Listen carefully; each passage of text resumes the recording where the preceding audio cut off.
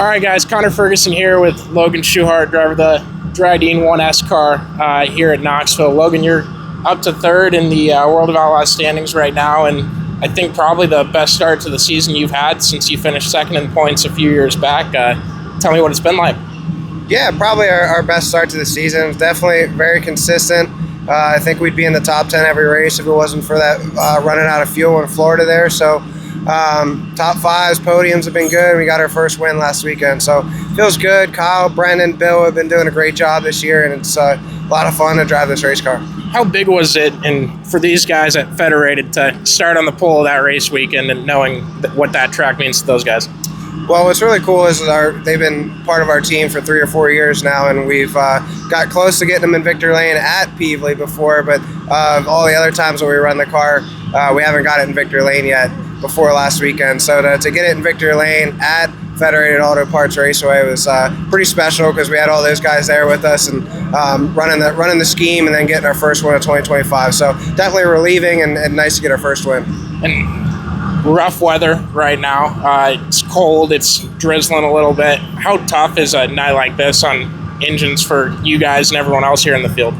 Well, it's easy on drivers. We don't do a whole lot. You just you barely move your hands, but it is tough on engines. It's it's cool. So you're going to be running with peak horsepower. They're going to be pushing out a lot of power, burning a lot of fuel, and just probably be wide open. Especially, it looks like there's still water in the racetrack. So I'd say if we do race when it does come in, it's going to be pretty quick. So we'll see what we get. It makes qualifying that much more important to get yourself starting up front.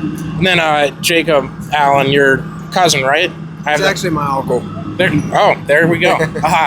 I knew I'd screw it up at some point, but he's retiring, and you're getting a different guy into the 1A car. Does that change anything that you do when your teammate, I guess the driver, changes? Do you guys work with each other on setups or anything like that? Do you anticipate it being a little tough?